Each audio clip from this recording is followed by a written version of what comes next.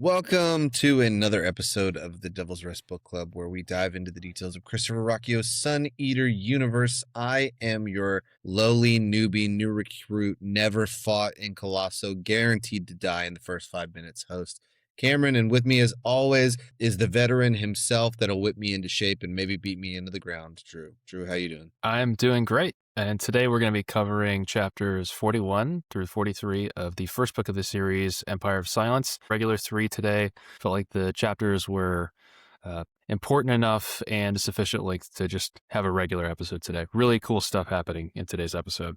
A lot of plot. Yes. But as a reminder of what we discussed last time, we had our very brief session on his gladiatorial history as a myrmidon. Would you care to refresh our brains on what happened last episode? Yeah, so at the start of last episode, we have this moment where they're celebrating. They've had their win in Colosso, and it turns out that Hadrian has started saving to try to get Starship and just really trying to actually put into this plan he discussed with Switch. And it turns out that over time, and his fellow Myrmidons start to really make a name for themselves, winning lots of group combat engagements. He later tells us that individually, he's making a name for himself as the Myrmidon Hade, winning tons of single combats as well.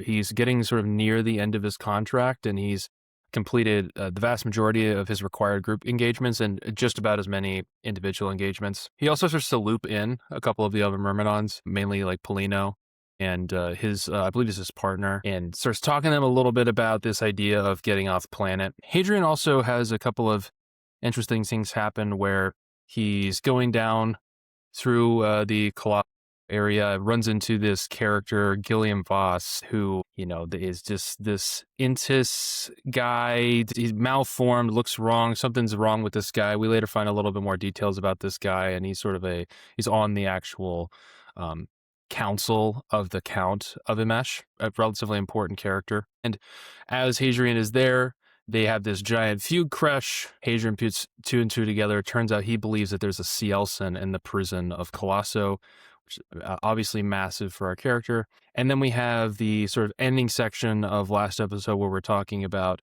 Hadrian going and bargaining for a ship potentially, and reveals alongside Switch, who's in the situation but not knowing this, that he's in fact Palatine by showing off his ring, trying to use that as leverage to get a ship to get off world, which sets off the end of our chapter where Switch discovers and argues with Hadrian for lying to him about this.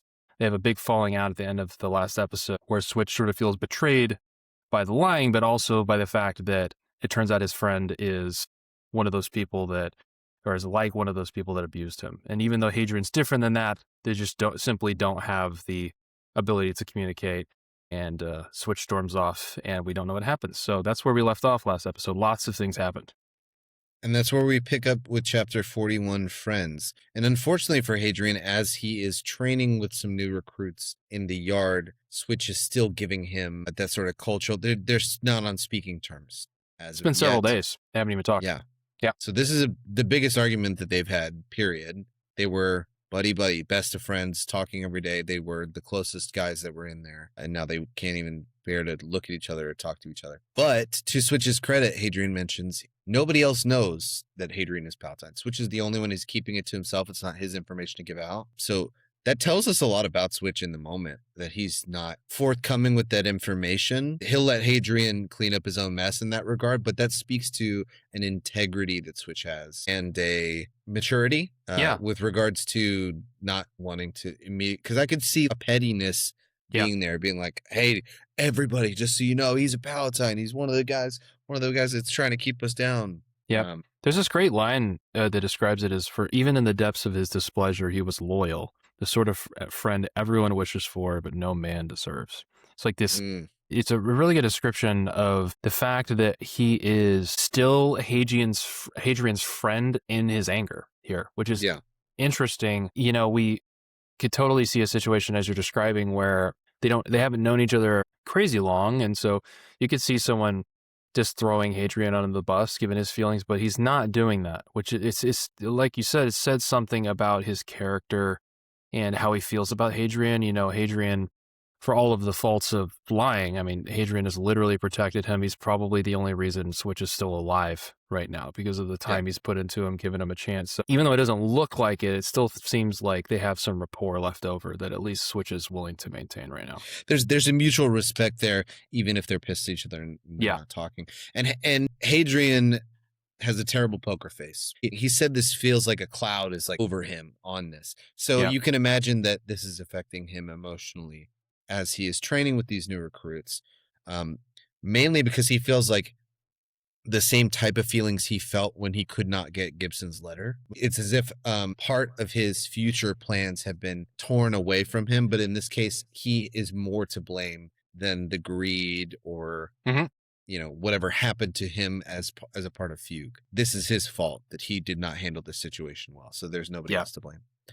And so in doing so, to manage his feelings, he's facing 3 new recruits and he summarily kicks their ass. And strangely enough for Hadrian, he's not living close to his values very much at all because he has basically become the schoolyard bully like Gen was to Switch. When Switch started, he mentions that these guys won't last 5 minutes. I will say that he is slightly better than Gen, though, because Gen is constantly trying to get people to give up, and he is giving them some pointers in comparison, but he's more towards the Gen end of the spectrum than the Polino or somebody who's being constructive in their criticism and trying to build these people up. He's trying to break them down. Yeah. Mainly because he's hurt. And I like this because when I talk to folks about anger and stuff like this, it's what I think consistently is seen by folks that think about emotions and are in relationships with other people is you don't really have a choice about when you express or if you express emotions. It's more about when, because the truth is Hadrian is not talking about this situation, but that isn't preventing him from actually experiencing the emotions or letting it out somehow. It's just being displaced onto these poor recruits for no reason that didn't do anything wrong. A lot of us do this in our life. If we are frustrated and struggling at work, but we have no means to express that frustration, maybe because we have like a harsh boss that won't listen to it or something like that. People come home and they just let it out at home and they end up angry at home about something that has nothing to do with home. They're just carrying the anger elsewhere. Hadrian's doing the exact same thing here. He's carrying his anger and hurt from Switch and he's putting into these people that have nothing to do with it. It's not fair of him to do to them. And anger, in my experience with therapy, and you can tell me what your thoughts of this being a professional, anger is a surface level emotion from secondary. Yep. Yeah. Underneath angers, if we think about it as an iceberg, above the water, we see the anger. Underneath could be a lot more feelings. And we know that at least in Hadrian's case, in this situation, it's guilt and sadness for the way that this has gone with Switch that is causing him to feel this way. Yeah, it's exactly right. To make it a little bit more straightforward, I always tell people it's like you have to be angry about something, right? So there's something that it's coming from. But what it is, and it's almost always hurt of some kind. You've been hurt, wronged, there's some injustice going on. But for a lot of folks, especially guys this happens to, it's not always guys, anger is sort of a socially appropriate emotion to express emotion through. If a guy's angry, he's just being a guy, rather than a guy being emotional or crying or something like that. So a lot of people that either feel more comfortable being angry than other emotions or people that struggle to express emotions, it ends up getting funneled through anger specifically. Yeah. And so it tends to push people away, unfortunately, because it's an outwardly cast emotional response. And so you end up isolating yourself on accident by doing things like this. Which is exactly what Hadrian has found himself doing in this case. Yep. Polino notices this. Polino, for only having one eye, is quite the perceptive guy. Wise guy. And he cuts in and sees that this training is not going well for these recruits. He knows that they've got time before they're going to face their first round in Colossus or whatever. So he says, all right, you guys are done for the day. Go take a break, wash up. We'll make sure that you're trained before your first bout. Don't worry. And then wheels on Hadrian and be like, what is wrong with you? Like, what's going on? It's not like you. You're acting like Gen. Hadrian's like, they're not going to last 5 minutes in there, Polino. And Polino's like, I seem to remember Gen saying the same thing about a certain red-haired recruit that we had not too long ago. And that sort of takes Hadrian aback and says, okay. At that moment in the wings, Ilara and Siren have been listening and probably watching Hadrian for quite some time. And then they come up and join the conversation. They ask what happened with Switch. They were joined at the hip, and now they're not. What happened? And Siren immediately is like, "What did you do, Hadrian?" He's like, "I didn't do anything." And she's like, "Well, Switch ain't the one out here who's beating up on the newbies. You are." That has no retort for her, like, because she's caught him. He's very rarely in this story do we see Hadrian speechless. Siren in this moment gets him speechless by calling him out on his bullshit. And Hadrian in the moment is like more anger and guilt pouring out, accuses them of like, did Switch put you up to this? You know, he's outwardly displaying that he doesn't want resolution, but the insecurity that is pouring off of him in this moment is clear that he is hurt and wants he wishes this didn't happen. And then finally, he gets the courage up to recount some, not all, some of their issues on this shopping trip. So he's pretty vague when he recounts the story of like they're going looking for a ship and that they went shopping. Immediately mentions that he didn't want to talk about it with Siren again because they can't come with him because they are criminals. They would need a pardon from the Count directly in order to leave Colosso alive.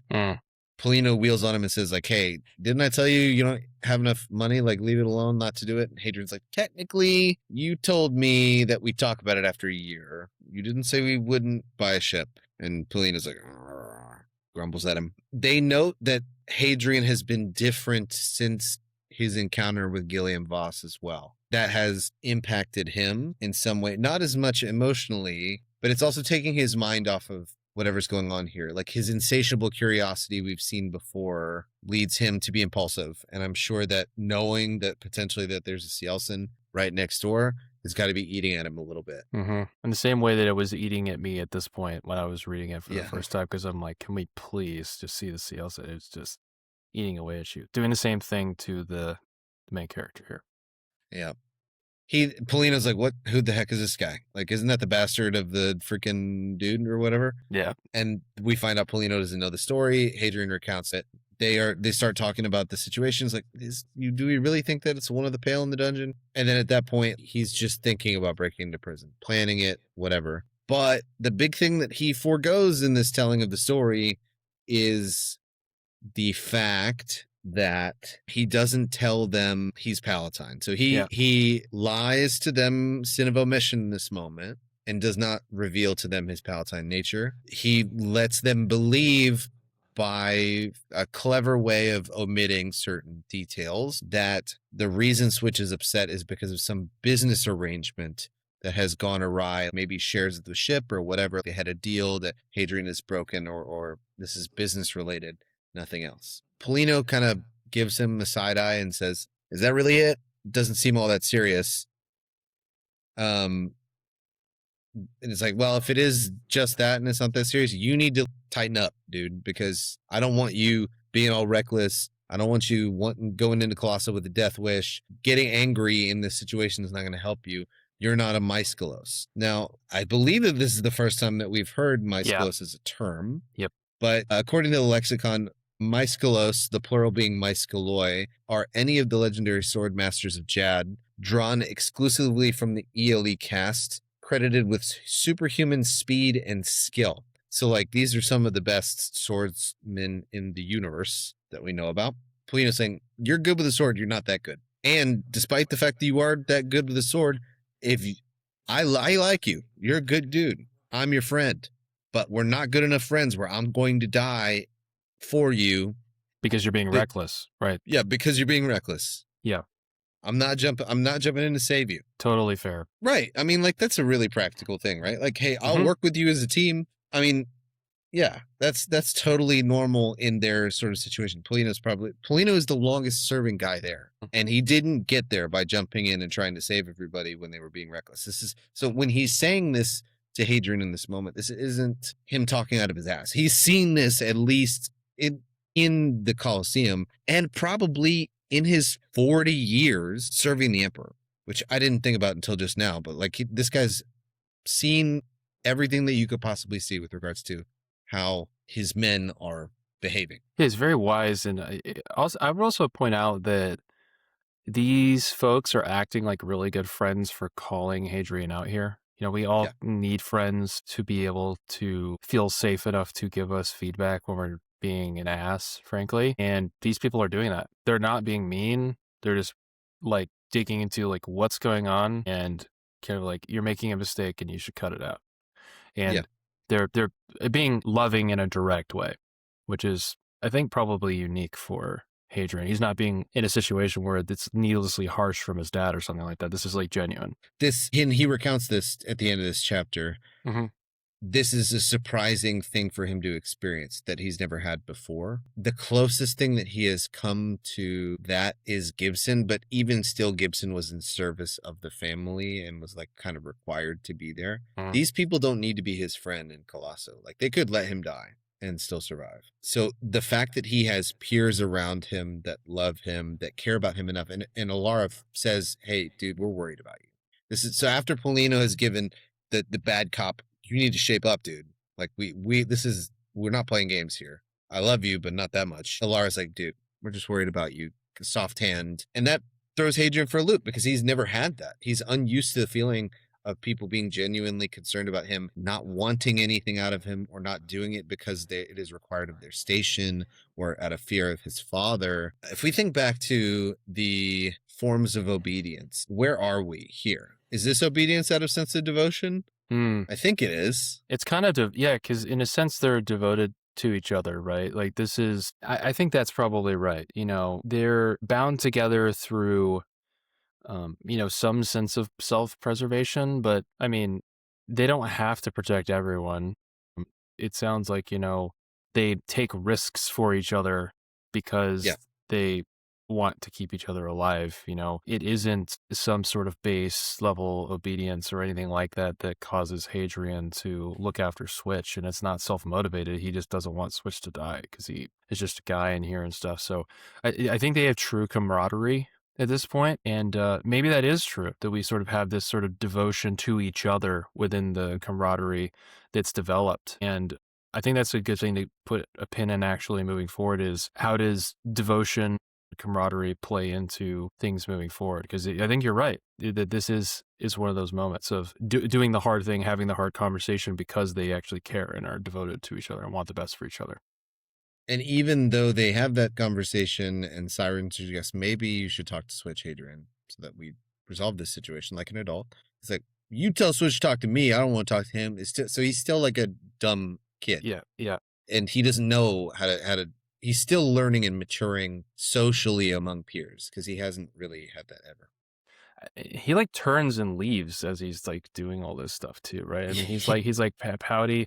I really liked this line actually as this happens. He doesn't admit it yet in the moment, but there's this line which is, there comes a time past each of our mistakes when we must decide to stop adding to the weight of our errors. It comes before we are willing to carry that weight, but after we take it on ourselves. I love this so much because when there's this approach in counseling and therapy, I believe it's called motivational interviewing, and there's this idea of stages of change for people, which is essentially like how close is someone actually making a change in their life? And it has sort of a process. There's this first section of change where it's sort of pre-contemplative is what it's called, which is this idea that basically person has a problem, but they are completely unaware of problem. They have no insight at all. They're just being self-destructive and they don't know what's happening. And then there's this second phase, which I think is kind of where Hadrian is moving in this moment, which is this contemplative stage, which is this idea that we know we have a problem, but we're not doing anything about it quite yet. It's sort of this situation where we get put into where we've gained insight and it's a little bit painful, but we don't have the means to actually do anything about it quite yet. That's, I think, where Hadrian is kind of sitting, is that he's been scolded a little bit. He knows he's wrong, but he's just not ready to engage with it in this moment. He's too hurt and emotional here, and he probably needs some space to, frankly, calm down and digest before he can actually move through of like correcting himself. This is how most people are. Most people really struggle to, in the moment, acknowledge that they made a mistake when they're heated and upset. We need to breathe, take a break, and really digest and think about feedback, and then really consider and be like, all right, yeah, I messed up, and come back to it and own up to it afterwards. People rarely change their mind in the moment. So very human interaction here, actually. Once again, Rocchio getting the psychology right. It's fascinating, him writing that way. On top of that, too, that's exactly what happens. He leaves. They're shouting after him, like genuinely concerned. And it's only when he's alone that he has the realization that we just talked about. But he also reveals to us in that moment, at least narrator Hadrian does, is that he not only feels ambivalent about the situation, he like wouldn't trade these people for the world. He wouldn't trade them for anything he mentions. Yep. And yet at the same time, the only desire of his heart is to leave and to go and be Simeon the Red. So I'm going to read that last portion of it. It was only after they'd left me alone, as I deserved, that I realized what a strange expression was that I had caught flickering candle-like on their weathered faces. It wasn't dislike or suspicion, or even pity. It was concern. They feared for me, not in the life and limb way Cat had done, nor out of white-knuckled fear of my father. They cared because they chose to, and they did so with a gruff but quiet indelicacy that propped me up in my despair and whispered that this was what it was to have a family. A ragged and blustering one, beyond a doubt, but I'd not have traded them for my natural one, not for all the ships in the sky. And yet I was leaving them, was trying to leave them, at least. I had been trying since before I'd met them, since I'd met the sailor Crow that day in the cafe. Kogan's tale still spun in my ears, his words catching in me as Crow's had, like sparks in tinder. I was remembering the boy that I'd been not so long ago, Hadrian Marlowe. I had wanted knowledge, wanted adventures like Simeon the Red. That was where I had first erred, wasn't it? In the forgotten Latin, to err was to wander or stray, not to make a mistake. I had staggered from my father's vision of my life, and like the sinner in the old prayer, fallen from the narrow way into some unfortunate hell. I had wandered, but I was not lost. I had my way out. More than that, I had friends who cared enough to irritate me and to hurt because of me. And I was close, I suspected, to one of the Cielcin. There was knowledge of the most special kind, something even ancient Simeon had not seen or spoken to. That was something else entirely. So he is very ambivalent, right, in this moment. Torn. What a wonderful description of so much that's happened in really this whole section of the book, not even just this. We have this moment where Hadrian is grappling with the sort of paradoxical nature of what's going on here. He's got people he's grown close to that are confronting him and hurting him in doing so, but for the right reasons. And in combination with that, he is finding this tension between himself of the home he's built for himself here and the person he's felt called to be his whole life. And this sort of is the culmination point. We talked a little bit about it in the last episode and sort of throughout this entire previous section where he's on the street with Cat, of this reignition of his desire for adventure, and in the last episode, the reignition for his desire to see the Cielcin. And it's just straight up on the page here. He's fully discussing the fact that he has a family here, but he feels compelled to follow his passion that he's rediscovered, and sort of grappling with, how do I have relationships and this thing at the same time? Because now he is close to people in a real way for the first time, not in just an individual sense, in like a community sense, in a family sense, not just with a single relationship like Cat. So wonderful end of the chapter. It's so fascinating to me as we go through these sections. The same sections continually jump out to both of us in both of our notes, because they are always so powerful, these ending paragraphs, when he decides to make them. So wonderful. It'd be interesting to see how Hadrian decides to handle the paradox. How do you have both, if that's possible? Well, we find out very quickly what he decides and what he prioritizes, because we begin chapter 42, Speak Like a Child, with Hadrian deciding what matters to him more. But first, we meet Hadrian in media res. I think this is the last time that we enter Colosso with Hadrian, and it's the end of his colossal career, from what we understand. He is covered in cobalt blood. It is pouring down his face. It has a coppery taste in his mouth. And we never really find out what kind of xenobite it was, where this blood came from, but we know that it was obviously not human because the blood was blue. Yeah. But it was pulled from the deep of Pacifica and apparently had chitin or like some sort of crustacean-like sea creature that they had all fought, and Hadrian's the one that got the killing blow. Did Did this jump out at you? Because last episode, I feel like we just discussed that they wouldn't fight Xenos as Myrmidons in the Colosso because of the risk of losing to them. I'm wondering if I misunderstood something, or if there's like a weird thing here about it not being the Umand specifically, or if it just You're recalling what I'm talking about? Yeah. That is interesting to me. Yeah. Maybe they deemed it, you know what? It's got to be a sentience thing. Clearly, this thing isn't sentient enough to communicate, like, or we haven't made a significant effort. There's an intelligence level that the Umand had that this thing does not.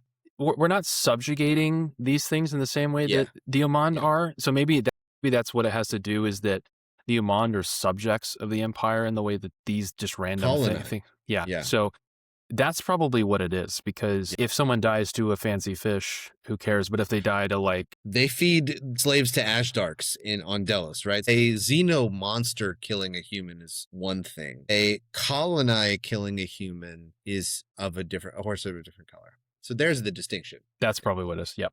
But it does remind him of the Umand. Like, this thing is cartilaginous, but also tentacles and teeth. In death, it deflates like a balloon, the 1,000 tiny hearts that kept its blood pressurized and its body rigid, pumping that same blood into the morning air. So this thing is hard to even picture it. But Gen and Switch have this sort of like, post-fight respect moment. You're just like, wow, we've come a long way.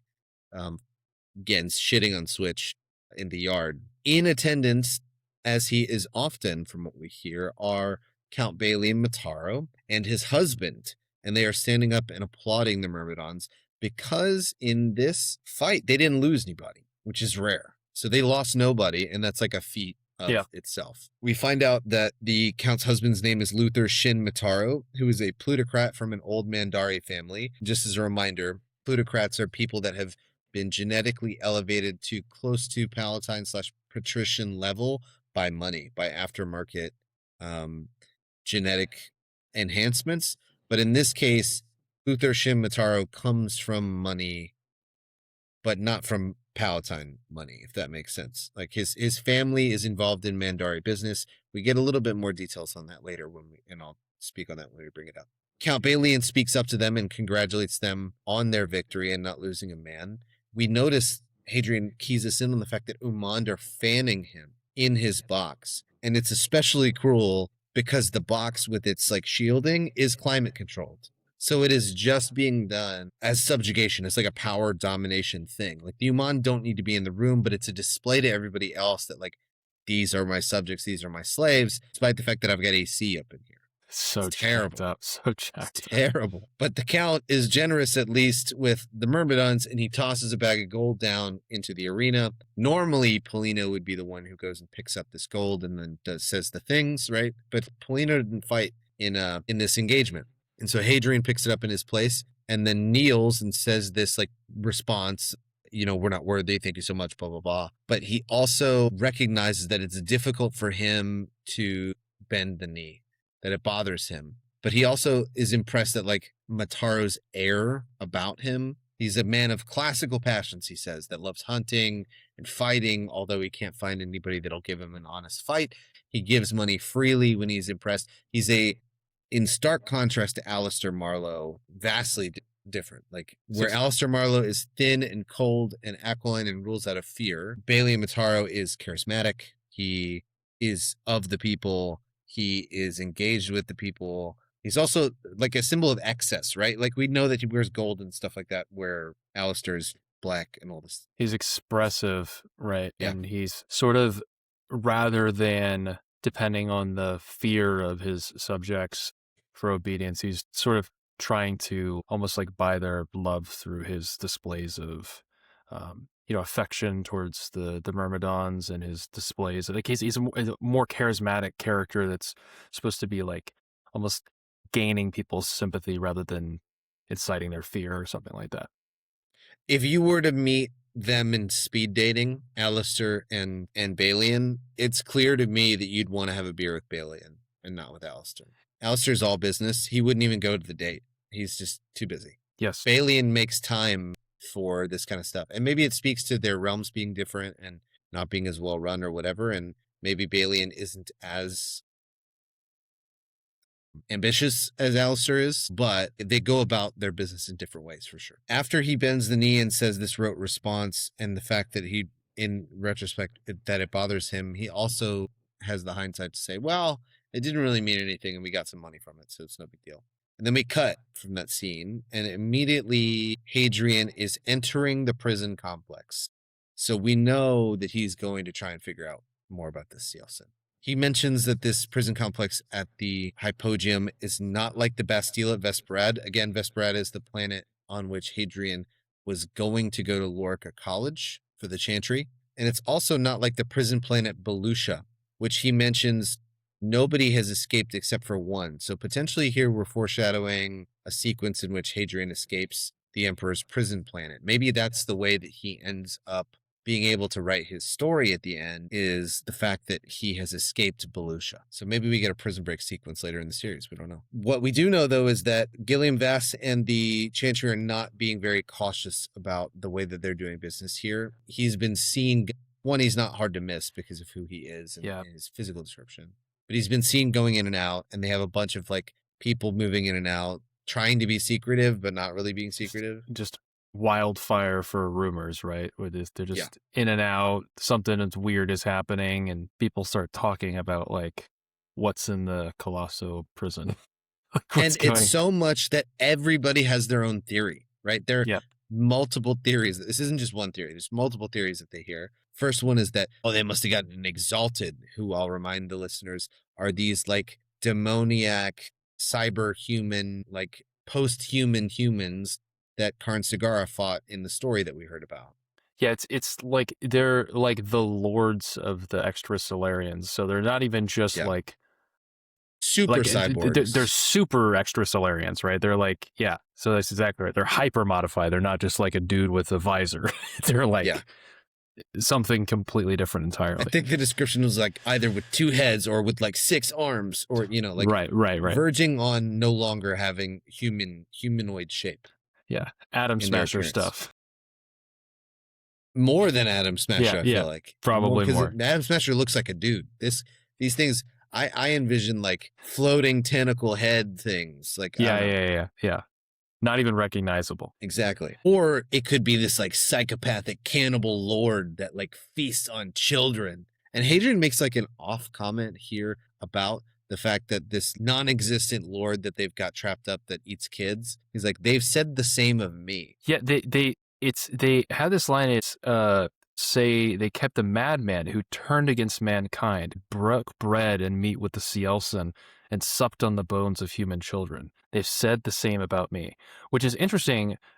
So we know now that some people have said that Hadrian has broken bread with the Cielcin and like joined with them for some reason, which is like strange just so far in the story, because we know he has this reputation for destroying the Cielcin or something like that. But now there's this other thing that's accusation leveled of like, no, he's like favors the Cielcin or something, or is like alongside them somehow. So that would be interesting, especially as we go throughout this chapter. We'll come back to this idea of how does the world view Hadrian and his thoughts about the Cielcin. We have scenes earlier in the book of people being kind of weirded out by his interest in the Cielcin in the first place. So maybe that's sort of cluing us in here as like, that's not particularly welcome, and maybe that grows over time or something.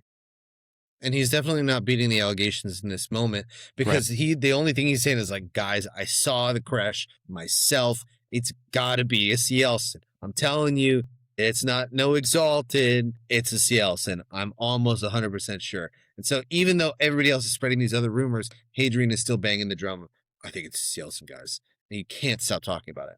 And so whenever they are leaving, we cut to them leaving practice. And from afar, Hadrian recognizes that Switch, although his form was like lithe and slender and cut, he sees real strength that Switch has gained as being part of a Myrmidon. He looks like a fighter now. Yeah, but they're still not talking. Yep. Still on the fritz at this point. And not only that, Switch has got a new buddy that he's talking to. He's sort of like, it's a new recruit guy that he's helping groom and all this different stuff, maybe in more ways than one, because then they decide to go bathe. He's like, yeah, we're going to go get dressed. We got to get you clean. Wink.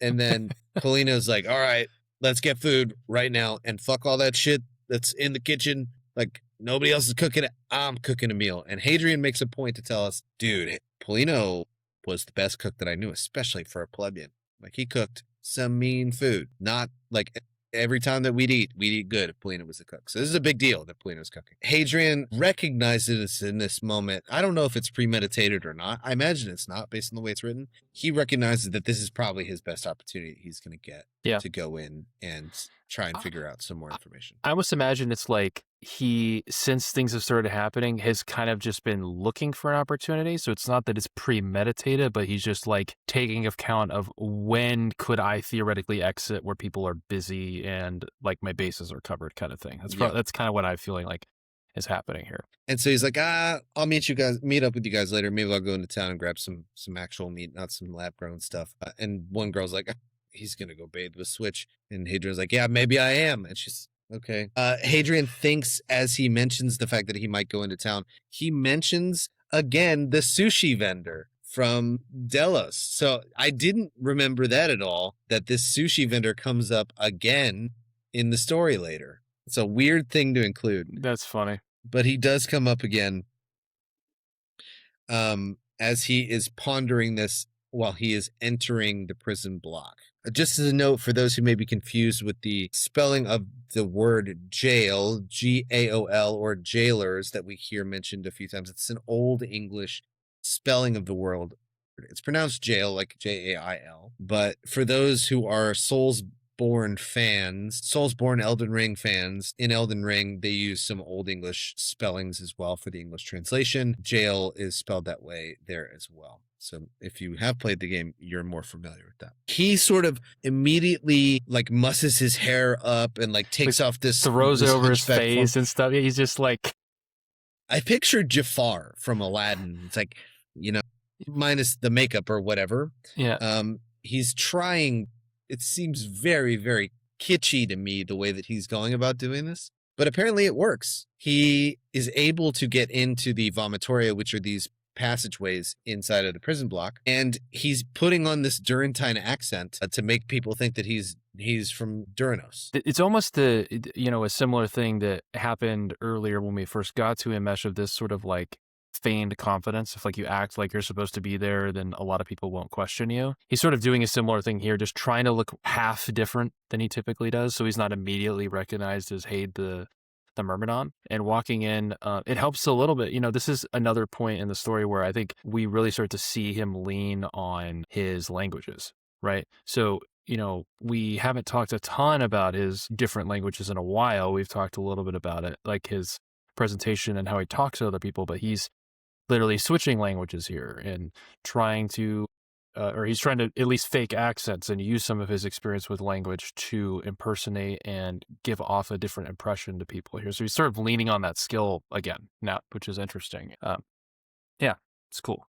For some reason, he's become more subtle. I guess maybe in his time on the streets, or whatever, he was not subtle at all at the beginning of the sequence with, like, on the streets of Borsebo.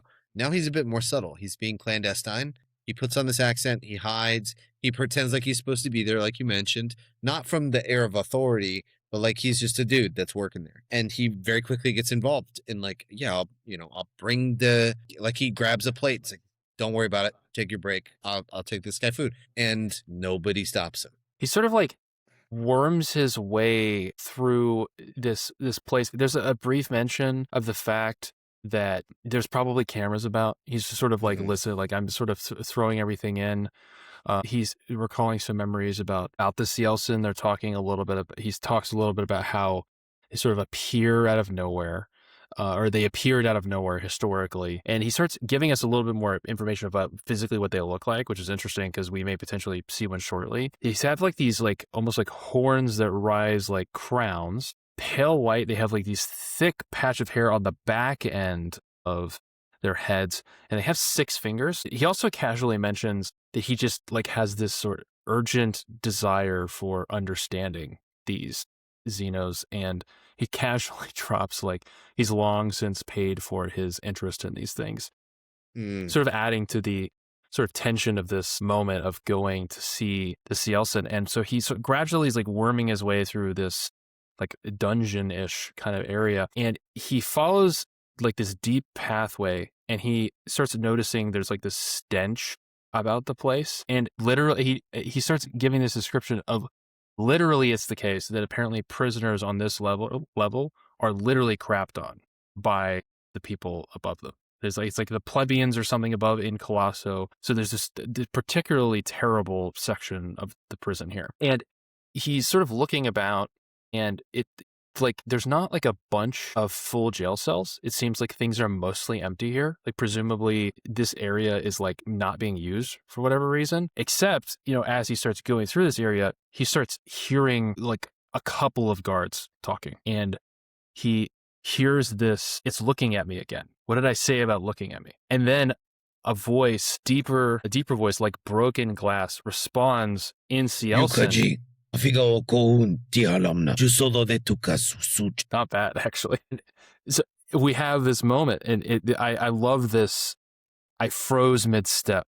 The words sounded completely different from the native speaker that they did on Old Gibson and myself. Rougher, smoother, harder edged with razor's brilliance. This moment of just like, it just leaping off the page of Cielcin being here in this way is, I can't tell you how hyped I was when I read this. I just like through the roof hype. This is like peak for me. And so we have, so Hadrian is too, right? I mean, him stopping in the tracks is like imagine learning. I mean, I'm sure some people, I don't know. It'd be difficult to imagine that in our day and age. But like, imagine that you only trained learning a language with somebody whose first language wasn't that, and then hearing the first language spoken out loud, you'd be like, oh, that's different than I learned. Yeah. Right? You take somebody who learned Spanish in Spanish class in the US and you drop them in the middle of the Dominican Republic, they're not going to understand very much at all. Nothing. Yep. And this is even more alien than that, literally, because it's a language that isn't spoken by humans. It's spoken by a completely different species, presumably with like different chemistry and biology. So it may be the case that they literally sound different than noises we could even emit with our vocal cords. So it'd be complete disorientation, and it's almost like just like an oh shit moment. Like everything comes to a halt with the fact that like it is really, really here. Like this is no longer theoretical. There's a Cielcin speaking in the hallway next to me. And at that point, Hadrian, moth to the flame, is like, I'm going. Yes. He goes in and he sees that the guard has a 6-fingered hand around his wrist and is freaking out, like a long white arm. And he's screaming, like, let go of him, demon. And they're freaking out. Like the one guard has a shock stick and he's banging on the door. I'm going to zap you. I'm going to get you. Like, let go. Don't hold on to him. And Hadrian waltzes into the room and screams stop in Cielcin, and pin drop moment. All three of them sort of look at him and are like, what? The Cielcin's like surprised that he knows. Sorry for people, this is audio only listeners. I gave a very, very confused face to Drew. He's Maybe like, we'll just cut that. He's like, huh? Who? What? He's like, what? That's funny. And is shocked because he hasn't heard his own language. The guards with their shock sticks up are like, who the hell are you and what are you doing here? Hadrian just like, this is the moment he turns on the Palatine. He just like, I deserve to be here. Like just walks in, puffs up his chest, gets up to his biggest height here. And you wanted to read this part on 282? Yes. I just, this moment just sticks in my head of like the first moment that our character sees a Cielcin, so I thought I would read this. It was strangely smaller than I had expected. A stick, a sculpture of a man, arms and legs of bundled twigs or of bone. Yet that smallness was an illusion of its posture. And even as I watched, it uncoiled limbs too long for its small and pigeon's torso. Someone had sawed the horns from its brow and the sweeping crest and the sanded that nubs to the quick. It looked at me with its eyes the size of tangerines, black as my mother's funeral shroud. I discerned something in those eyes, but it was no human feeling. I only felt cold. This is just, it's so perfect. And number one, it's conveying something interesting with the fact that it's like this almost human, uncanny, like skeletal, too long thing. I think I'm recalling that Rocchio got the physical description of the Cielcin from, I believe it was nightmares he used to have about something like the shape of this strange thing, if I'm recalling correctly. It's been a while since I heard him talk about it. But the other thing that's really communicated that it really stuck out to me the first time I read it, and the second time it cut out to me too, is looking into its eyes and just feeling like it's just like this cold nothingness going on looking at it. Because, Like a doll's eyes. yeah, we have these expressive eyes as people, but they have these just black voids in their head. It just very different than the way that we are. We are sort of cooperative in nature, the way our eyes are set up. There's like evolutionary psychology theories about the fact that our eyes are made the way they are so we can know where each other are looking and stuff like that to cooperate. These pure black eyes is almost signaling like this sort of predatory nothingness that like how are you even supposed to read what this thing wants? There's a weird vulnerability to it. It sounds like a gray. You took a gray alien, right? The description of the gray, big bulbous head. You lop half the head off and you put horns on it. And in this case, for this Cielcin, you sand those horns down. Big, huge eyes. You make the body like not bulbous, but like long and thin, and you give it 6 fingers and paint it white. And that's your not to mention translucent sharp teeth and a black mouth. It's terrifying. That's Cielcin. Terrifying. Absolutely terrifying. It's interesting. Definitely inhuman. It's interesting too, because what it really struck me when this moment happened the first time I read it is that, number one, this is the first time our character, who supposedly kills all these things or something, meets one of these things. And it isn't a moment where he's not on a battlefield. He doesn't come across a Cielcin eating a person or something like that. He comes across this like feeble, captured thing. It's this really strange scene because, these things are scary, but the one he's seeing is already kind of past that. It's stuck in this cell. Right. It's a weird scene. And so we sort of, after the description, there's a little bit of pushback from the guards, like, hey, listen, no one's supposed to be here and stuff. And Hadrian's like, well, you should have tell it to Gilliam Vass. I'm supposed to be here on his thing, trying to buy himself some time, right? He's pulling out all stops here to try and to buy time to talk with the Cielcin more. And he starts conversing with the Cielcin. It's interesting. I don't know why this stuck out so much to me, but it's the title of the chapter.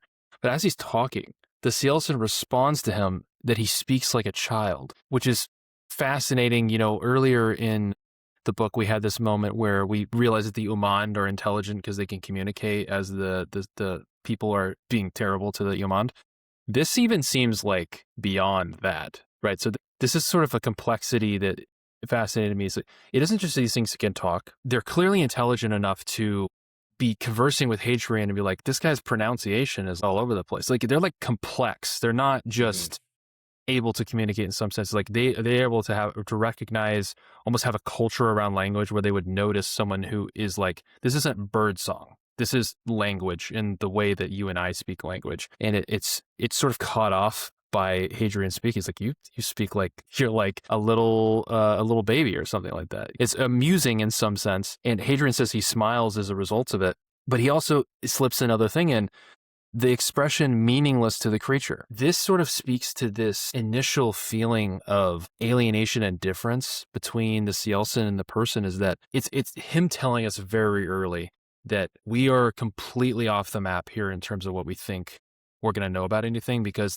when we look into their eyes, they seem cold. They speak a language almost none of us speak. If you do speak the language and you're conversing, they won't even recognize your facial expressions, because if you smile, they just won't know what that means, right? So we're getting like a lot of subtle hints of, it's like, this is a serious difference. And when we have Hadrian talking about things early in the book, when he's talking to his brother about the idea of uniting the Cielcin or trying to talk to them and negotiate or something like that, we're given hints early on here that this is going to be kind of complicated. Yeah.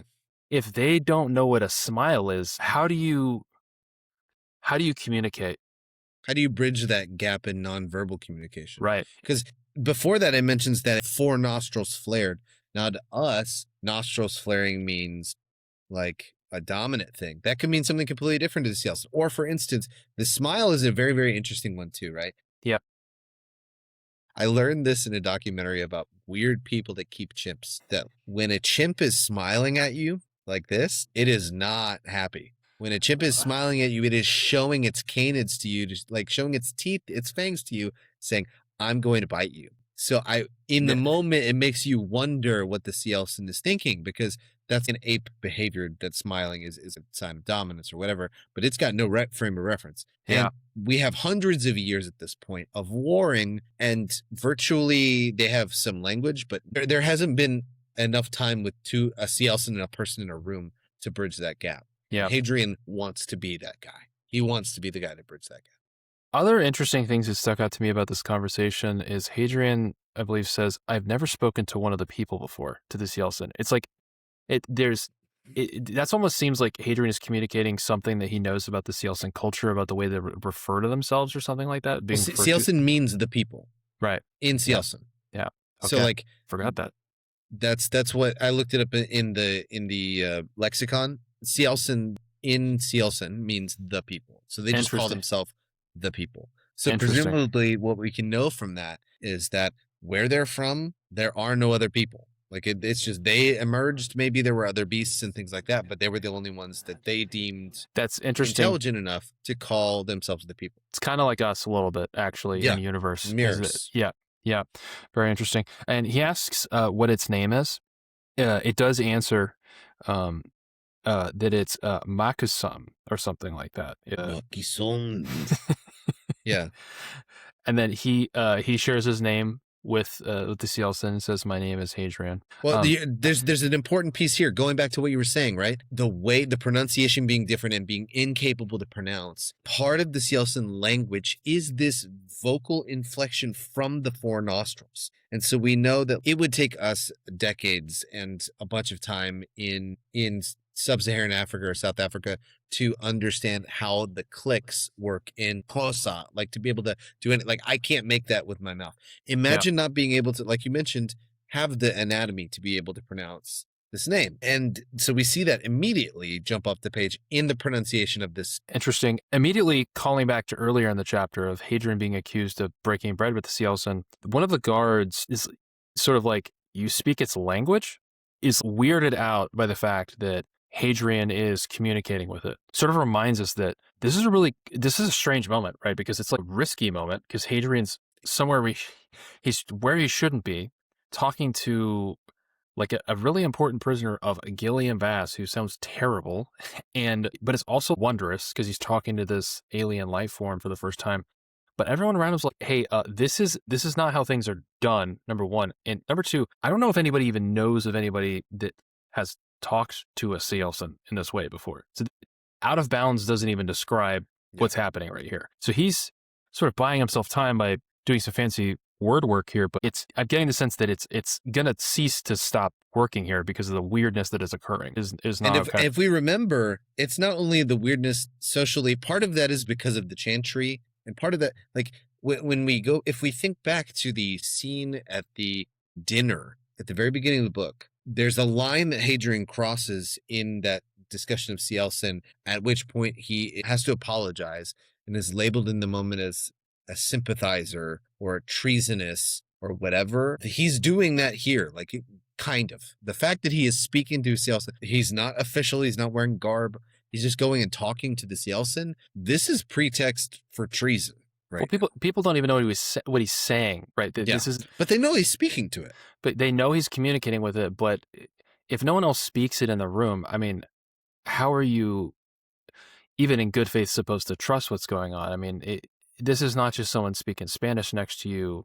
This is very different than that in universe. Yeah. And so, it's very risky what he's doing for a lot of reasons. He does check in with the guards. He asks, "Why is this thing here?" Number one, pushing even further. You shouldn't be asking this question if you're wanting to keep up your identity. They're like, "You don't know why the thing is here? I thought you said you were from Gilliam. Why do you not know why it's here?" And he immediately flips the script on it, turning on his dad, because whenever he needs to, he'll turn on the dad switch, bring himself up to his full Palatine height, and said, "And how is Gilliam going to react when he finds out you two guards let me in without even stopping me?"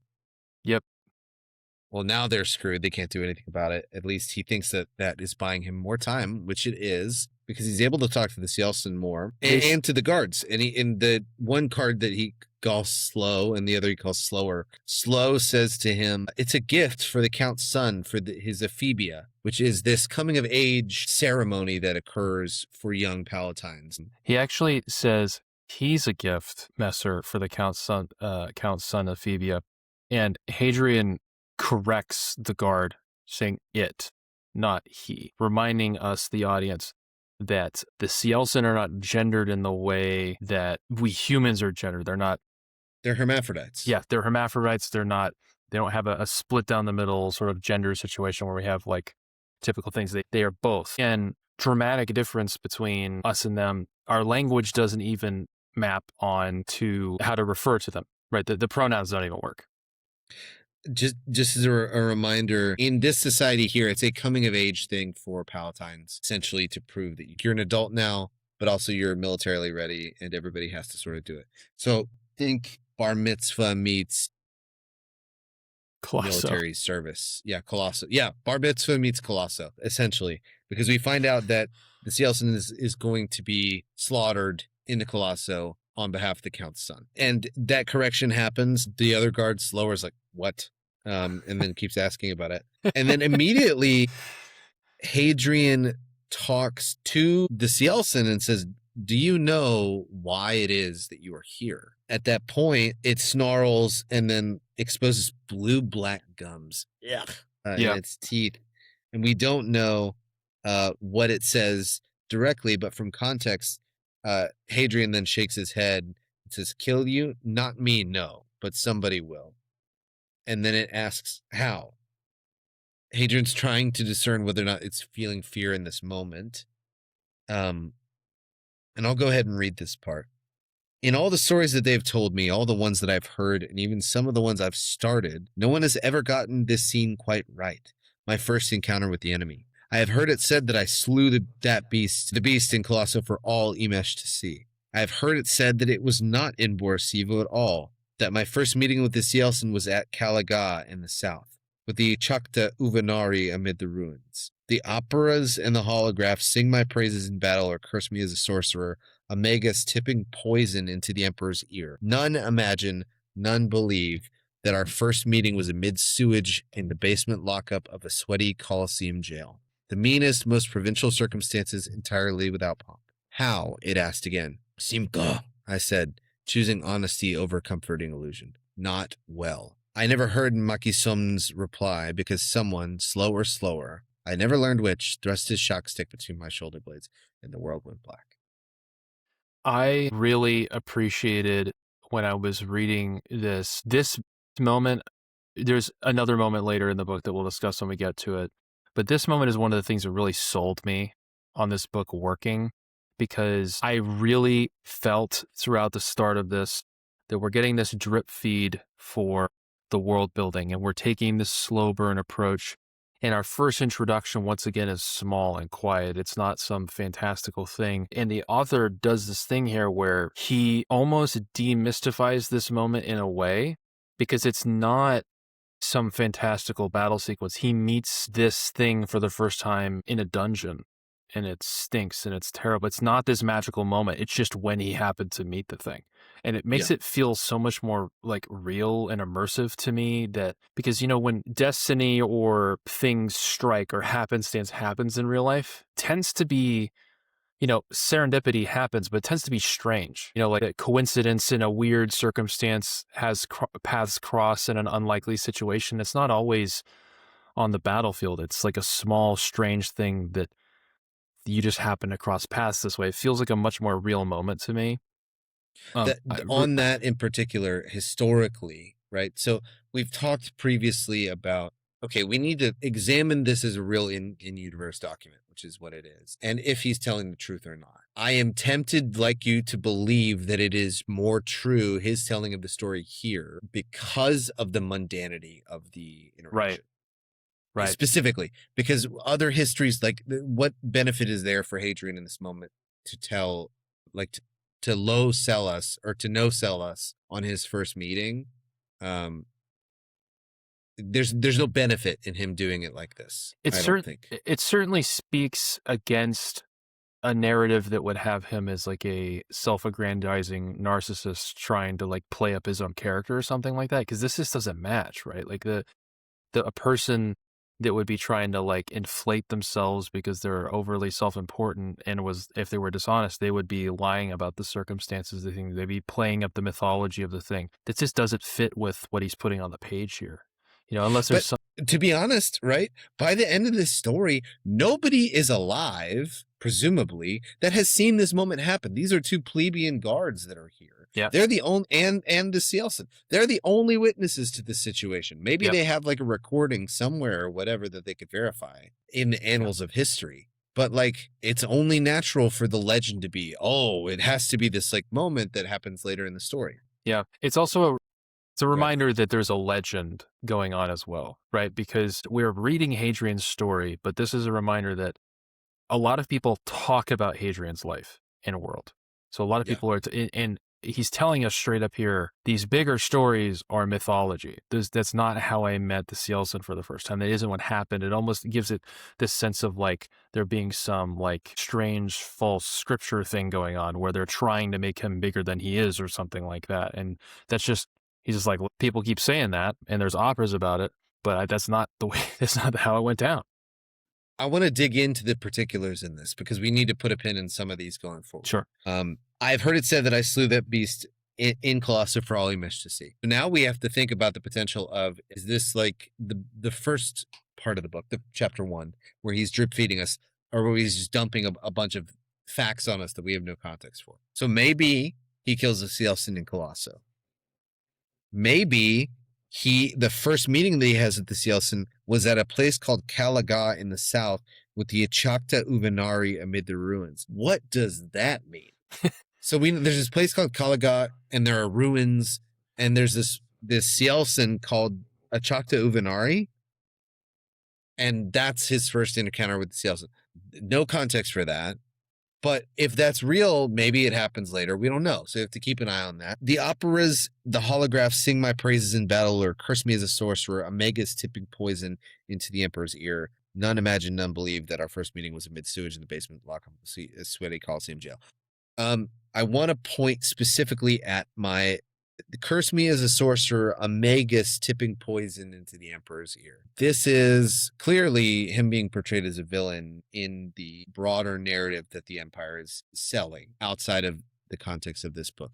We also know that at the beginning of the book, all Hadrian wants is this arcane knowledge, this wizardry that he could possibly gain. At the beginning of the book, I think it's in chapter 2, he talks about it with Gibson, like the ability to be this sort of hero. His desire for that knowledge or whatever, like you mentioned, it comes back to bite him, is also leading to this narrative at the end where he is a sorcerer. He's Grima Wormtongue spilling poison into the Emperor's ear, right? Yeah. Interesting. I don't know that we've had this idea of him poisoning the Emperor's or That's something new. like that. Yeah, that's new. Like, that's an interesting data point. Like, there's something about this narrative that unfolds where people think he's got something strange going on with the Emperor, which is...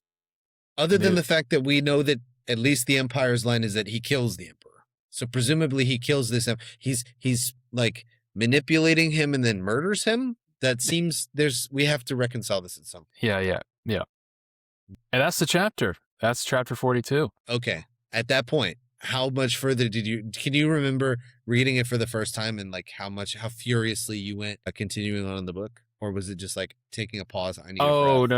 So as soon as, I would say the first section, the first arc, I'm kind of slowly reading through it and kind of going. As soon as the Cielcin is in the prison, I'm like, I burned through the rest of the book because I was like, number one, I have to see what happens. And then as soon as this scene plays out, I'm just like, oh, I just need more. It's like he gave me just like a tiny little fix of some opiate, and I needed my second hit immediately. And so I flew through this book after this scene played, especially, after things start progressing in the next chapter. I mean, the plot just starts moving. And it doesn't stop because we begin chapter 43, The Count and His Lord. Hadrian wakes up in this cushy armchair and he opens his eyes and he looks around him at this elaborate teak wood walls that have been carved and stained. And you can imagine like you were just in the shittiest part of the sewer dungeon. And now you are in a swanky armchair in a beautifully carved room, noting the fact that like these walls, so much of this wood is teak. This had to have come from off planet. So he is somewhere completely different. And from the darkness, he hears, you're awake. That deep voice, operatic basso profundo, darkly polished as the wood paneling on the walls. I knew it, but from where? You must forgive my men, Lord Marlowe. They were under orders to protect Chantervoss's little prize. Whoa! He sits in a seat. He wakes up in a room that is ornate or whatever. He hears a voice that sounds familiar that calls him Lord Marlowe. Holy shit. Somebody knows. It's going down, dude. And I also I think it's worth noting here. I mentioned this in the last episode. Rocky's just a good writer. He gave us just the right amount of Colosso before thrusting us into the next thing here. Mm-hmm. This is so exciting what's happening now. And we're hitting high points after high point now. It really feels like the pace in this section is picked up where things are really starting to unfold now, rather than getting caught up in doing a similar thing over and over again. All of the sort of stakes that have been on the line are now fully in view as things start feeling really real. We've risked it all to meet the Cielcin, and it feels like we're maybe about to get some comeuppance a little bit. He risked too much. He spent 3 years on the street. He spent 58 group engagements in Colosso and a bunch more single engagements to survive, only to give it all up in this moment and get caught. He's caught because emerging from the darkness in the room holding a snifter is none other than Count Balian Mataro himself. Yep. Which is why he knows the voice, because he just talked to him in Colosso the other day. He's heard his voice a few times. AKA super screwed, not a little screwed. Yeah, most screwed you could be on this planet. He is now in that screwed. Well, not the most. And that's fair. The second most, but not the most. And we'll find out about that in just a second. It's so badass. He looks at Balian Mataro closely for the first time ever, because he's only seen him in the box. He's bald. Where Hadrian is unnaturally pale, Balian Mataro is unnaturally dark, like in a beautiful way, right? Like carved out of obsidian. Beautiful. Yeah. In comparison, like the unnatural genetics. So we're dealing with another Palatine. Sounds so sick, for the record. Like just his like scalp shown where it had been recently waxed. So like this guy's just ornate, perfectly dressed, just like shining like some god or something like that. It just sounds so sick. Wearing silk robes, like a off-white and green suit with a silk sash. Like this guy is decked to the nines and drinking liquor out of a snifter while he's having this conversation, and then commends Hadrian for how well he performed. He's been watching the video and he's like, I'm really impressed with you. Super villain-esque, cool stuff, but respectable, like a super villain you like. Like, you don't want to get caught by Alistair, but getting caught by Balian Mataro, you're like, this guy, he's stylish. Like, there's a stylish aspect to it. Yeah. Also a terror, I imagine. Yes. And then the bomb drops. Though I must confess, I am a bit confused as to why the son of a Delian Archon is playing Myrmidon in my Colosso. What is it you call yourself? Hate of Tucros, isn't it? It's not good. You have this whole moment. It's like, hey, you're really impressive. Whatever, but I gotta know. And he just drops it on him. And you can imagine just Hadrian's stomach just falling through his butthole. Like the jig is totally up. The moment that he knows at that moment, they took his blood and they ran it. And at this point, there's no way. Hadrian is no longer obligated to lie, because if he knows this, he knows that he had to have taken his blood and checked it against the registry. And so why keep up any pretense? Just get in more trouble doing that. Like at this point, just like, it's no point. And not only that, he knows that if he looked it up in the registry, that Hadrian is a member of the Emperor's own peerage, part of the constellation. So like, it's not just Palatine blood. Let's remind you, he is directly related to the Emperor, distantly conjoined with the Emperor's own. Yeah. he admits who he is. He says he's Hadrian Marlowe of Delos, and it's strange that he is saying that for the first time since he has been on Emesh. And of course he's feared immediately that like the jig is there's no chance for him, that they're coming after him. And he asks like haltingly, not like really scared but trying to hold it in. He's like, "You haven't called them, have you? You haven't waved Delos. Please tell me you have not waved them." And Balin's like, "Should I have?" Essentially. Yeah. He kind of gives the Count a little bit of the rough backstory of kind of what's been going on, although he leaves out the crimes. Interestingly enough, Adrian in this section says he like near murdered that shopkeeper by stabbing them. Like down or up plays the act in his own mind, actually recounting it. So he leaves that out because he's not that brazen. He's not going to just openly admit to crimes right here, but gives a little bit of background. Yeah, he says it's a long story after, and he's like, "Well, he's Palatine, so I'm not wasting his time." And then he goes and tells him basically the entire story minus what he could be arrested for. But he's also like, "God, what are they going to really arrest me for anyway? I'm already in Colosso. Like, what's the worst they could do?" But he tells him a lot. And then Mataro's like, "Should I have waved Delos?" And he said, No, absolutely not. Please don't. And immediately Mataro questions him and says, "The guards told me that you spoke to the Cielcin." And he's like, "Yeah, I do. My first study was languages. I'm pretty good at them. I'm not a master, but I can speak to the creature if need be." And then he laughs like strangely. Yeah. And he's like, what's funny? And he's like, "Well, the Cielcin said I spoke like a child." Yeah, it's like my pronunciation was really bad. Yeah. That seems like such a strange moment too. Like for the Count to hear. Number one, it's weird that you understood, but it's also got to be very weird for the Count to hear that the Cielcin would say something like that. It's got to feel so strange. I can't imagine being in that position.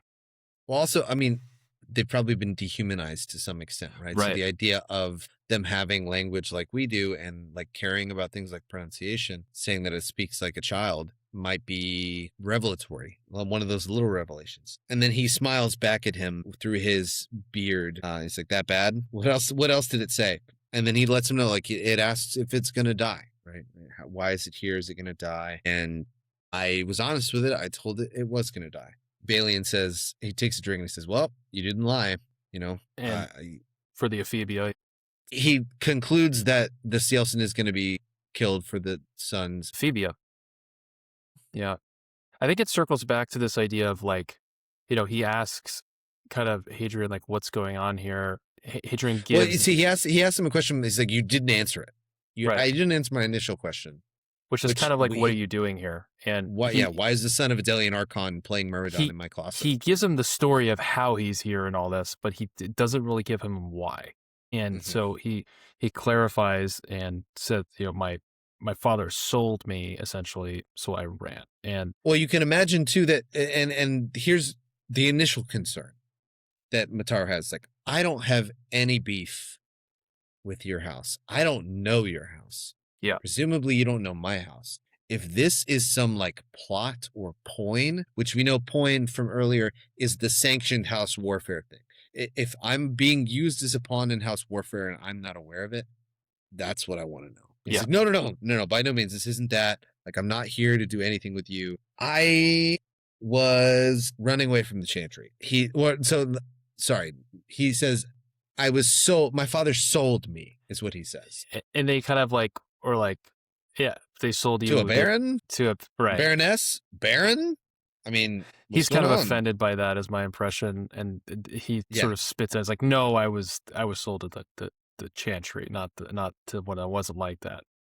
And the conversation takes a complete turn at this point. Bailey Mataro, who's jovial, who's drinking or whatever, turns gray at the idea that the chantry is involved. So just the mention of the fact that like he's not going to be married, was going to be a priest, is a problem. A huge deal. And nobody knows this unless you waved my dad. So did you wave him? And he's like, "I told nobody. I told him to cut transmissions." Yeah. And at that moment, he's probably breathing a sigh of relief. Yeah. A couple of things that I think are in play at this point, I think that actually may be worth mentioning is, number one, Switch technically knows.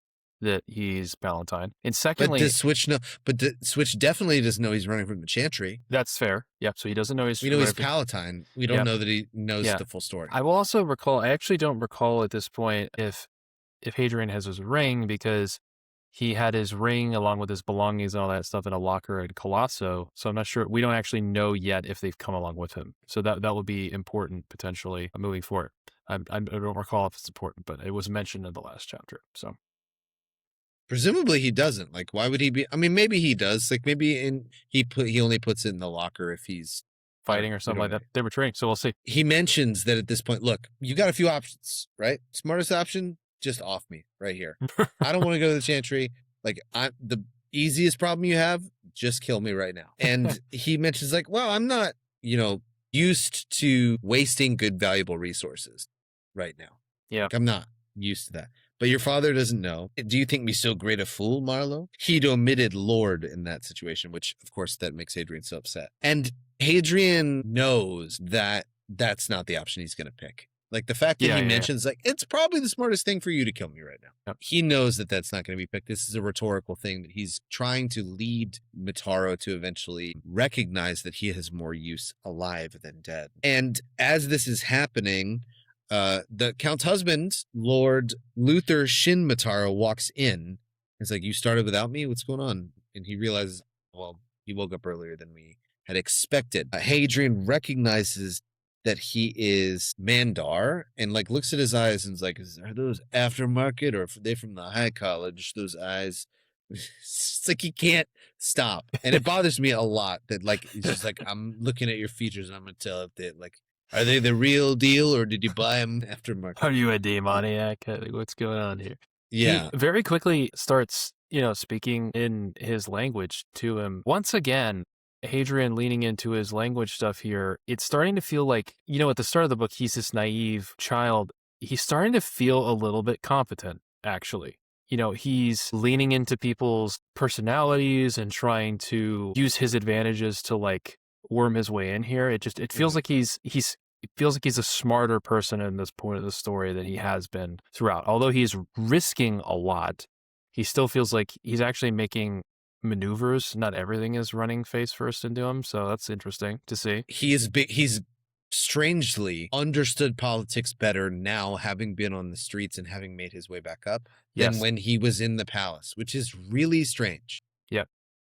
But you're right. He is getting better at subtlety and at manipulating people and is more mature in that respect. The Count says, yeah, we just realized that, the best thing, most wise thing would be to just off him right here. And Luther is like, you can't, of course not. No, you can't. It's like, I'm not going to do that. Of course I'm not going to do that. But man, that look on your face is pretty good. Yeah. That's awesome. I love how you put it in there. And then he introduces Hadrian to his husband, Lord Luther Aston Shinmataro, formerly of the Marinus Office of the Wong Hopper Consortium and my Minister of Finance. So as a reminder for the audience, the Wong Hopper Consortium is this interstellar company that holds the empire, holds the human galaxy aloft, and was who Alistair was dealing with after the destruction of Kaishen when they came looking for uranium stores. So he is dealing with a true plutocrat, but not just a plutocrat that has deep ties to the Wong Hopper. This guy's a big wig in the Wong Hopper Consortium, or was. And then immediately like speaks to him in Perfect Mandar. Perfect Mandar. And so looking up what this is, I'm no expert in Chinese, and this is a Romanized version in this book, but the closest approximation that I could find is he's saying nice to meet you in Mandar, if it is dialectically similar to that of Mandarin that we know now. It's pretty similar. I need to ask a Chinese friend to see if I can get that. If it is a true one-to-one, I imagine maybe there's some subtle shifts here and there. Yep. But he's clearly speaks Mandar. And this is a formal, he's doing the formal form, because in Mandar, I'm sure, like in a lot of languages, there's a formal and an informal. Unlike English. English is rare in that we don't have formality built into the grammar or into the vocabulary nearly as much as other languages. Yeah. Hadrian, by using this formal greeting, is demonstrating not only do I understand your language, but I understand the intricacies enough to pick the formal version of a greeting and putting you on a pedestal that is higher than a normal person would if they Bro- just understood. Bro knows to use usted when he's talking to an elder, right? Yeah, they use usted. That's Yes, right. that's right. That's exactly the equivalent.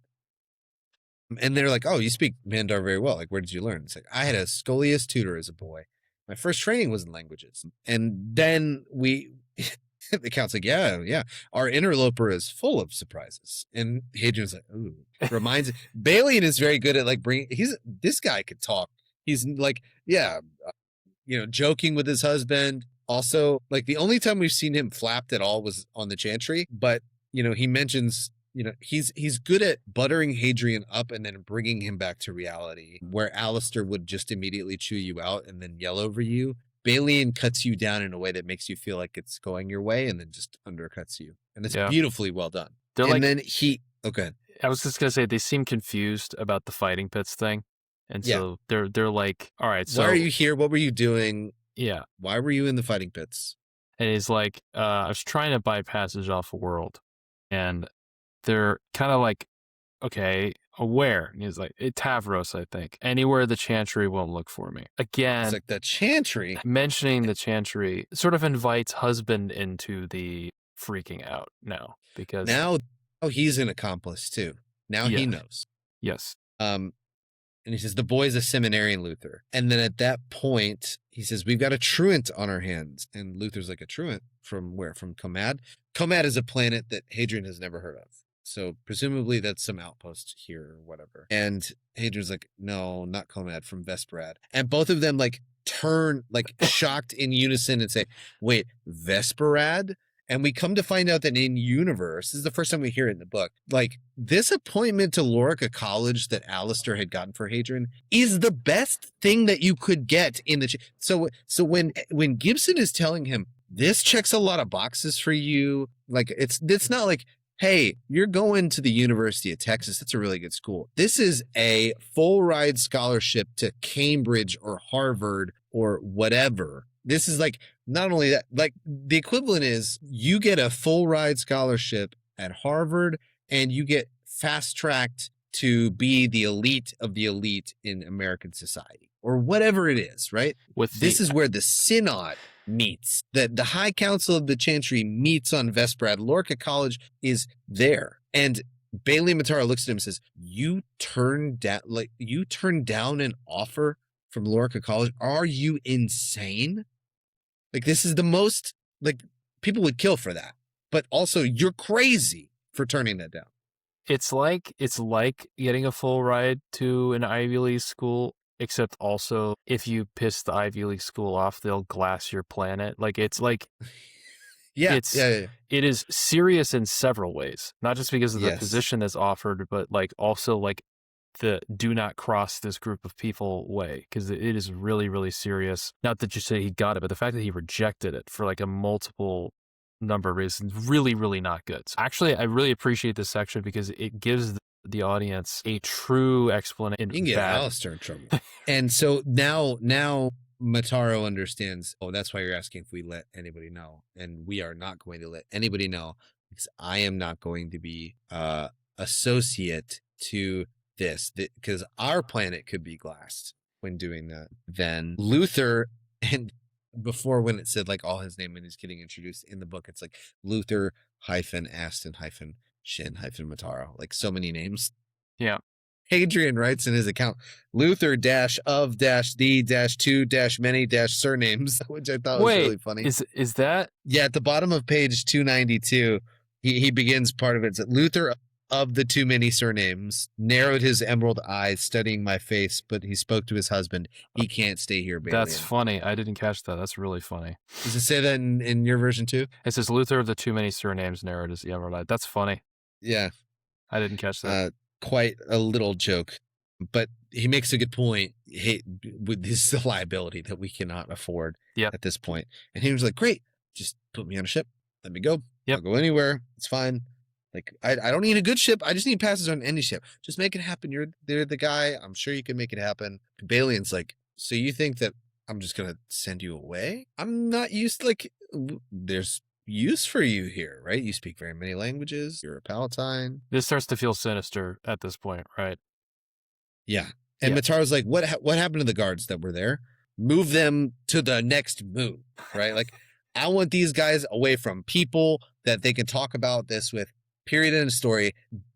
The reason that the story doesn't come out about how Hadrian meets the Cielcin for the first time is specifically related to the cover-up that Mataro is doing to prevent the idea of Hadrian getting out, that he was on board Siva, out of this moment. Yeah, it's interesting. I didn't catch that. I think it's interesting too because there's cameras involved, but it may be the case that they don't want those videos out. So I don't know if that means they destroy them or they just hide them very well. That's a good point, is that because of the initial start of Hadrian's journey here, fleeing from the chantry, that may actually suppress the accuracy of the story in the first place, because anyone involved could be facing serious repercussions. It's a good catch. Yeah. He tells his lictor, the woman who's, hand on high met her sword during this whole engagement, to potentially murder Hadrian right there if she needs to. He tells her, hey, go get Vladimir and Lady Orgir and we're going to talk. She's like, but that would be leaving you alone. And she's like, I'm not, he's going to be fine. Don't worry about it. Go. She stares at him the whole time as she's leaving. And they question him further, saying, hey, so how many languages do you speak again?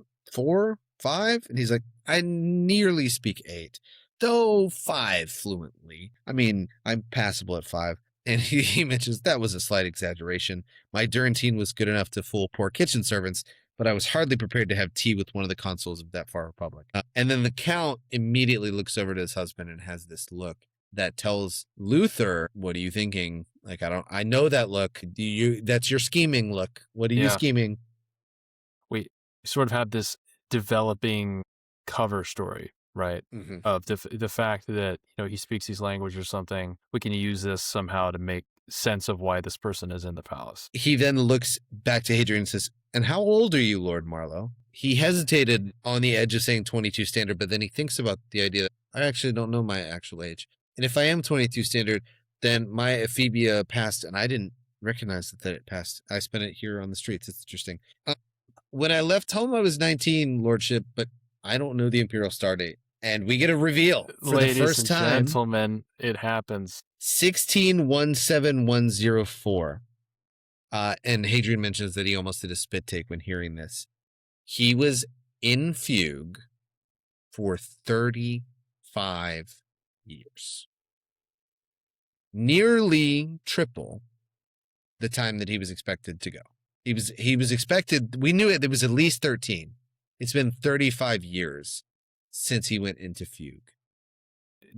This is going to start playing a big role in the story.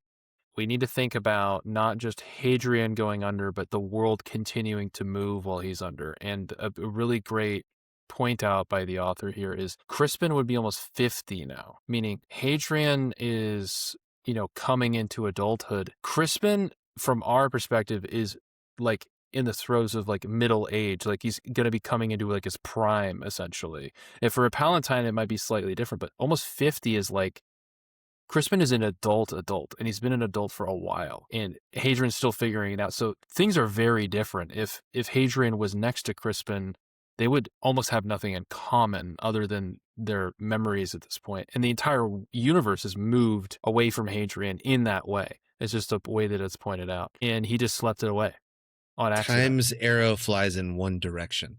Yes. Despite the ubiquity of this fact in Palatine's life, I shut my eyes and force myself to be still. Beautiful way of describing it. Relativity exists and it's real. But he also, for the first time, knows how old he is. And it's older than he expected.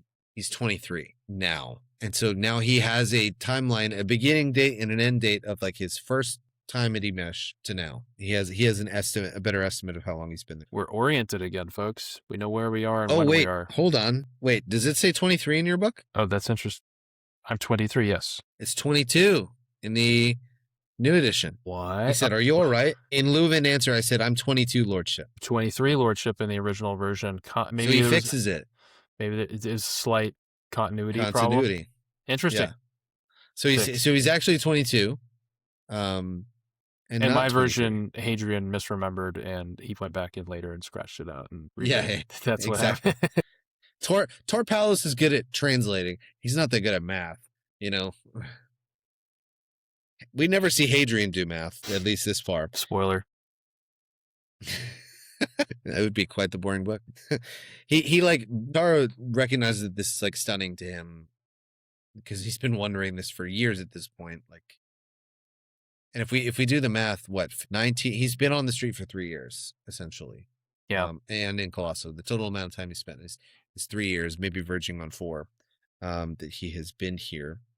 And he says, I have a son, as you know, and a daughter, both a little younger than yourself. They have few enough companions their own ages. I have command of only 4 lesser houses, and 2 of them, those are off-world world exiles. I would take you as a ward of the court, and I would have you instruct our children in languages. They could use a little practical experience. So now the trap is set. Yes. The gilded cage has wrapped around him. Again. But in this case, he's not the son of the Archon anymore. He has less freedom and power than he did on Delos. But he doesn't have to go to seminary, I guess. And he is going to be a tutor. A tutor. He's going to be a Gibson, kind of, a little, teaching languages.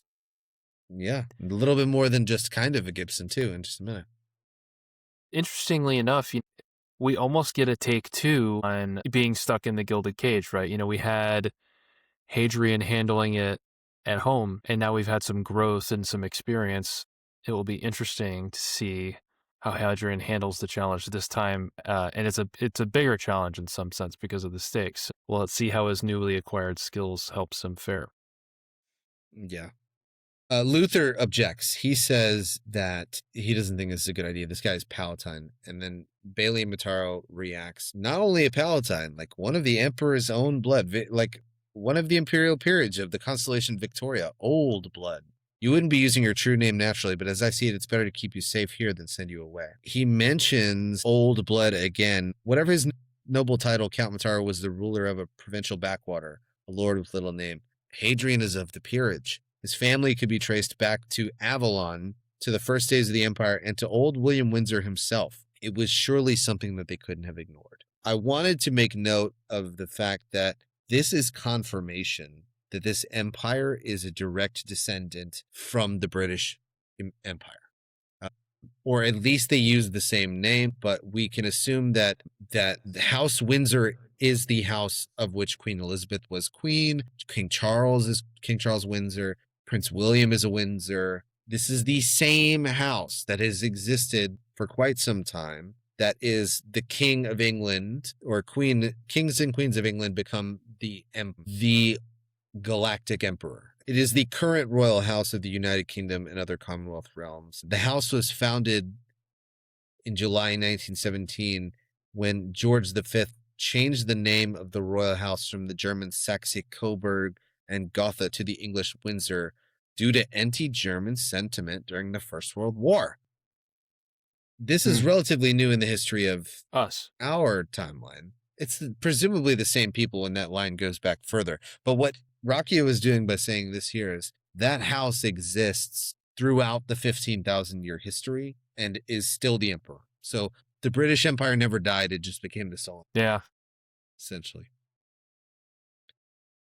Hadrian's upset about the golden cage that he's in. Luther comments, it's still nicer than you deserve. He's put them in a bad situation. So we sort of got to take what he has.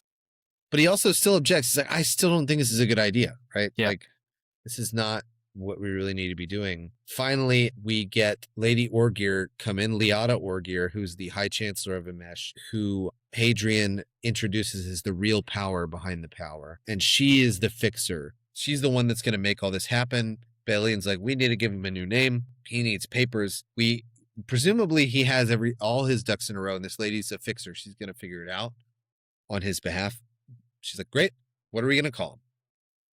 And he's like, they know him as Hade from the Fighting Pits. Hadrian should be okay. Hadrian's fine. And then Hadrian's like, Gibson, Hadrian Gibson. It's just like way too quick. And they're like, okay, that's fine. That'll work. And then immediately he asks him one last question. He says, one last question. And Gibson, you never did say, why did you go to see the Cielcin in the first place? Hadrian, now, this is the most interesting question he's been asked all day. He says, I wanted to know if it was actually a monster, right? Like I've never seen one before. I've only heard about them. I haven't been close to the war. I wanted to know if it's as big of a monster as we've made them out to be. And Mataro asks him, and was it a monster? And Hadrian pauses and thinks about it and says, I don't think so, because it was afraid. And he ends the chapter there. Wow. Yeah. What a cluster of story we have been thrust into. The story has completely changed for the future now. We have left this sort of Colosso arc. We'll have to see what happens with, we've formed these relationships, and presumably now we don't have a way back to them in the same way that we have. So we'll have to see what comes of our relationship with Switch is open-ended. We've got all of these new stakes and questions put in front of us about what happens to Hadrian. We've also got questions about Hadrian's view of the Cielcin. Does the Cielcin seeming afraid of its own death or in the jail cell mean that it isn't a monster? Mm-hmm. Is that how Hadrian's thinking of it now? A lot of question marks now in the middle of the story, which is very exciting, given what we have plenty of book left. We're roughly at the halfway point, though. We've made it through a huge section. We're making it right on through. Yeah, basically halfway through the book. That's the biggest plot dump that we've gotten in quite some time. Yes. So we've met Cielcin. Hadrian's jig is up. Everybody knows that he is now Palatine and of his house, but I guess the people in power know, but they're going to keep it secret, and he gets to continue on. But now we finally get the answer to the question of like, well, the revenge never ended up working, right? We get this answer finally that his revenge didn't work because he gets caught. Yes. But he's not dead yet, and we'll continue on to the end of the story, as we will, always forward. And always down. And we will see you next time. Devil's Rest Book Club is Cameron Elston and Drew Welty. Today's episode discussed chapters 41, 42, and 43 of Empire of Silence by Christopher Rocchio, copyright 2018. Empire of Silence was originally published by Daw Books on July 3rd, 2018. Quality editing and original music by Cameron Elston. Find us on YouTube. Contact us at devilsrestbookclub@gmail.com. Devil's Rest Book Club is a production of Disquiet Pods. This episode, copyright 2026, Cameron Elston and Drew Welty. Thanks for joining us, and remember, rage is blindness.